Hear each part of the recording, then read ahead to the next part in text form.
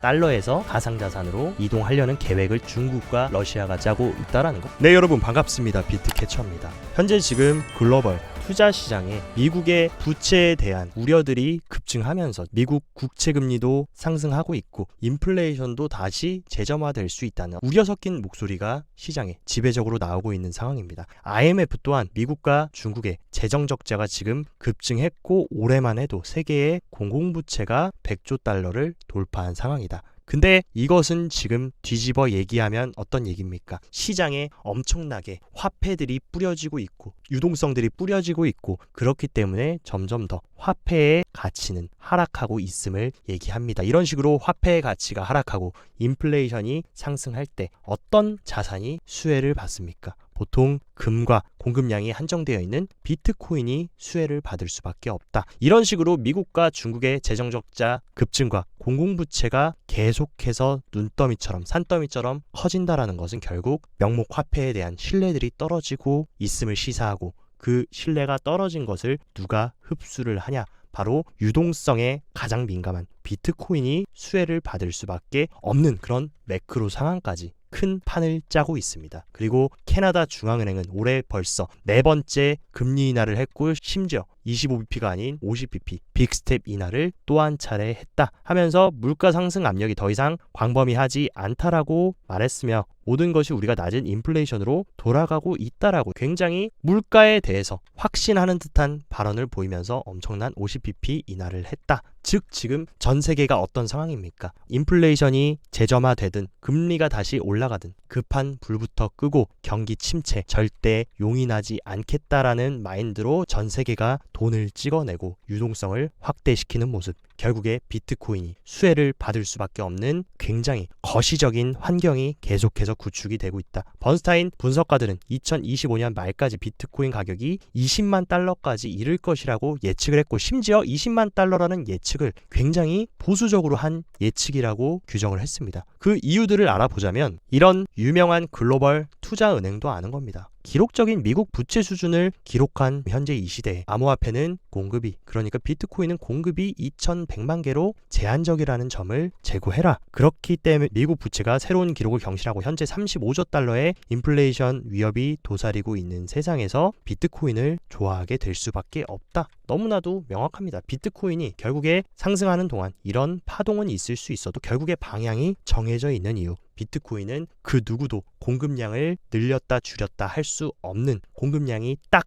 고정되어 있는 유일한 혁신 자산이라는 거. 그리고 비트와이즈 임원은 트럼프 선거 승리로 비트코인이 92K까지도 올라갈 수 있다라고 밝히면서 중장기적으로 불리시한 발언들을 유명 전통 금융기관들이 일제히 얘기를 해주고 있습니다. 그리고 트럼프가 만약에 대선을 승리하면 더더욱 미국의 부채는 빠르게 늘어날 것이고 인플레이션이 가중될 것이고 사람들은 이 인플레 공포와 부채 공포에서 대안으로 비트코인을 선택할 수밖에 없는 정치적인 현상까지 만들어지고 있고 리플 CEO 브래드 갈링하우스는 11월 미국 대선 이후 가상자산 업계 개편될 것이다. 브래드 갈링하우스도 지금 트럼프 승리를 어느 정도 확신을 하고 있는 것이라고 생각합니다. 그러나 갈링하우스가 굉장히 재밌게 얘기해준 부분은 트럼프, 해리스 모두 가상자산의 우호적인 상황이고 트럼프가 가상자산 대통령이 되겠다라고 했으면 해리스는 기술 친화적인 성향을 보인다. 양당 누가 되든 간에 어쨌든 대선 지나고 새로운 정권이 자리 잡으면 가상자산 업계 조금 더 친화적으로 흘러갈 것이라고 주장을 하고 있는 상황입니다. 또한 크립토 시장의 가장 중요한 플레이어들 누굽니까? 바로 대형 채굴 기업들. 비트코인의 초대형 채굴 기업 3사 바로 라이엇, 마라톤 디지털, 클린스파크 이런 거인들이 지금 친가상자산 후보 지지 광고 캠페인을 시작했고 미국 대통령 및 상원 선거에 굉장히 큰 영향을 미칠 수 있다. 왜냐하면 미국의 선거는 어떻습니까? 자본주의에 꽂힌 나라답게 결국에 쩐의 전쟁이라는 거. 근데 이런 쩐의 전쟁에 어마어마한 후원을 크립토 플레이어들이 하고 있는 한 크립토 플레이어들의 의중과 지지가 승리에 매우 큰 영향을 미칠 것이고 이런 후원을 받은 사람들이 만약에 정권을 잡게 된다. 크립토 시장을 죽이려고 하겠습니까? 살리려고 하겠습니까? 가장 중요한 비트코인이 상승하려면 수요가 들어와야 되는데 가격 상승에 있어 가장 큰 수요단은 뭐니뭐니 해도 비트코인 현물 ETF 유입입니다. 근데 비트코인 현물 ETF 유입이 7일 연속으로 세 자릿대 유입을 보여주다가 어제 이런 식으로 유출이 나왔는데 해봐야 두 자릿대 유출, 그리고 바로 다시 세 자릿대 유입세가 들어오면서 결국에 비트코인 현물 ETF는 어떻게 되고 있냐? 계속해서 물량이 축적되고 있고 기관들은 계속해서 돈이 생길 때마다 차곡차곡 DCA 해서 나가고 있다라는 거. 이 부분이 중요합니다. 그리고 비트코인은 최고의 마케팅팀을 보유하고 있다. 누굽니까? 바로 ETF, 월스트리트의 최대 전통금융 기관들과 중앙은행과 미국 정부 엄청나게 부채 발행해서 화폐가치 떨어뜨려 주니까 비트코인이 결국 최고의 마케팅팀을 보유해서 수혜를 받을 수밖에 없는 전반적인 환경들이 계속해서 구축이 되고 있는 이 본질을 여러분들이 보셔야 된다. 그리고 크립토 시장의 확대를 위해서 어떻게 보면 제일 중요한 거 뭡니까? 크립토 시장의 달러라고 볼 수 있는 스테이블 코인인데 전 세계 글로벌 결제 두 거인 비자와 페이팔 임원진이 글로벌 지불을 간소화하기 위해 스테이블 도입을 추진하겠다라고 하면서 암호화폐 거래자를 위한 도구에서 이제는 스테이블 코인이 현대적 글로벌 지불 시스템의 초석으로 전환되고 있다. 과거의 스테이블 코인은 암호화폐 매수 매도할 때만 활용했다라고 하면은 이제는 뭐냐? 글로벌 지불 시스템, 그러니까 디지털 달러의 역할을 바로 스테이블 코인이 할 수 있기 때문에 이런 초대형 결제의 거인들이 이것을 지금 도입을 하려고 추진하는 거. 그리고 스테이블 코인이 상용화되고 전 세계의 사람들이 스테이블 코인을 활용해서 결제한다. 그러면 암호화폐 시장도 당연히 확장될 수밖에 없는 겁니다. 그리고 실제 비자 같은 경우는 자체적으로 스테이블 코인 온체인 플랫폼까지 운영하면서 어떤 스테이블 코인이 성장하고 있고 어떤 체인에서 어떤 스테이블 코인이 선택을 받고 있는지 이런 것까지 제공할 만큼 암호화폐 시장, 특히나 스테이블 코인 결제 시장에 매우 친화적인 움직임을 보여주고 있다. 여기에 물음표를 던져본다면 왜 이런 초대형 결제 기업들이 블록체인 기술을 활용한 스테이블 코인 결제에 눈독을 들일까? 그렇게 되면 큰 방향이 어디로 갈지는 너무나 명확하다. 그리고 비트와이즈 또한 본인 트위터에 상위 5개 스테이블 코인 회사가 독일 등 일부 G20 국가보다 더 많은 미국채를 보유하고 있다. 스테이블 코인 기업들은 스테이블 코인을 발행할 때 담보물로 어떤 걸 설정합니까? 가장 안전한 자산이라고 볼 수 있는 미국 부채를 어마어마하게 들고 있고 지금 비자 및 기타 공기업들까지 스테이블 코인 도입하고 가장 충격적인 거 최고의 스테이블 코인 발행사 테더는 작년에 세계 1위 운용사인 블랙록보다도 더 많은 수익을 올렸다. 그러면 이 스테이블 코인에 누가 침 질질 흘리겠습니까? 블랙록을 포함한 여러 월가와 그리고 비자, 페이팔 등 이런 대형 기업들이 이 스테이블 코인 시장 엄청난 시작이라는 것을 눈치채고 인프라를 가져오려고 지금 큰 초석을 깔고 있습니다. 그리고 스테이블 코인 규제에 관련해서도 빌 해거티 의원이 스테이블 코인을 명확히 규정하는 법안을 통과시킬 시기가 한참 지났다. 그렇기 때문에 저는 미국인들에게 혜택을 줄 수 있는 이 기술의 잠재력을 실현하는데 필요한 프레임워크를 확립하는 패트릭 맥켄리의 연구를 바탕으로 한 법안 초안을 발표했다라고 얘기하면서 미국의 상원 의원들 또한 스테이블 코인 시장의 패권을 미국이 빨리 잡아오는 것이 중요하기 때문에 적극적으로 법안 도입을 추진하는 흐름. 결국에 스테이블 코인 법안이 승인되는 것은 결국에 시간 문제일 뿐이다. 그렇다라고 하면 우리는 지금 어디에 집중해야 됩니까? 미국발 스테이블 코인을 발행하고 있는 서클에 집중해야 되는데 서클이 지금 솔라나에 이어서 어떤 생태계를 밀고 있습니까? 최근에 수이와 파트너십을 맺으면서 수이에서 USDC의 활용 사례들을 립해주면서 적극적으로 홍보를 해주고 있는 상황. 그렇기 때문에 결국 미국발 스테이블 코인 발행사가 밀어주는 서클이 밀어주는 레이어 1 솔라나 수이에 우리는 계속해서 관심을 기울여야 되고 스테이블 코인뿐만이 아니라 블록체인을 활용한 지금 국경 간 결제 시스템도 구축을 하고 있는데 전 세계의 가장 큰 국경 간 결제 표준인 스위프트가 체인링크와 통합 시스템을 공개하면서 전통 금융과 블록체인을 연결하려는 움직임. 결국에 이제 미래는 어떻게 갑니까? 블록체인이 이 암호화폐뿐만이 아니라 실제 결제 시장 그리고 국경 간 결제 시스템에도 필수적인 역할을 할 것이라는 것. 그렇게 되면 암호화폐 시장은 점점 더 커질 수밖에 없고 특히나 금융의 핵심적인 기술이 되기 때문에 확장되는 것은 결국에 빨리 확장되느냐 늦게 확장되느냐의 문제지 방향의 문제는 아니게 됐다라는 것.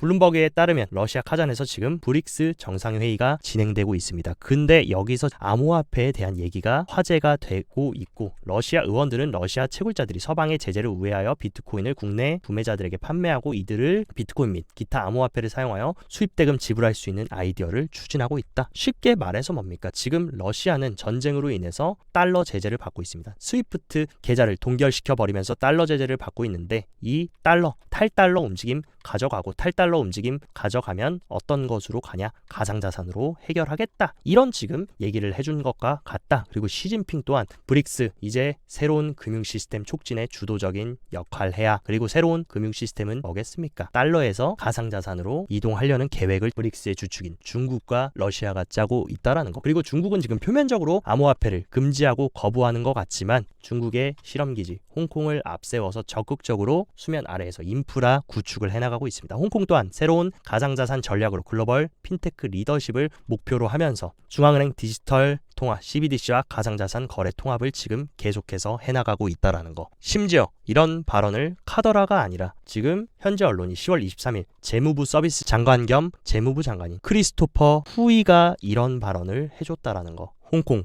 가로치고 중국은 현재 지금 홍콩을 앞세워서 가상자산 거래와 디지털 금융 시스템에 더욱 주력하고 있다. 그러니까 미국과 중국이 지금 보이지 않는 이 암호화폐 시장이라는 엄청난 먹거리를 두고 패권 싸움을 하고 있는 지금 시즌이 종료냐 시작이냐 이런 얘기는 의미가 없다라는 것을 시사한다. 그리고 베트남 정부 또한 블록체인 국가전략 발표하면서 2030년까지 블록체인 선도국가 되겠다라고 하면서 블록체인 4차 산업혁명의 중요한 기술 트렌드고 앞으로 20개 블록체인 브랜드 만들고 가상자산을 둘러싼 법적 환경 개선하고 인적 자원을 육성할 계획이다. 이런 식으로 하나 둘씩 신흥국들도 계속해서 암호화폐를 채택하는 움직임까지 가속화되고 있는 상황. 비트코인과 크립토 시장의 본질과 펀더멘탈은 가격 흐름과 상관없이 계속 강화되고 있다라는 사실.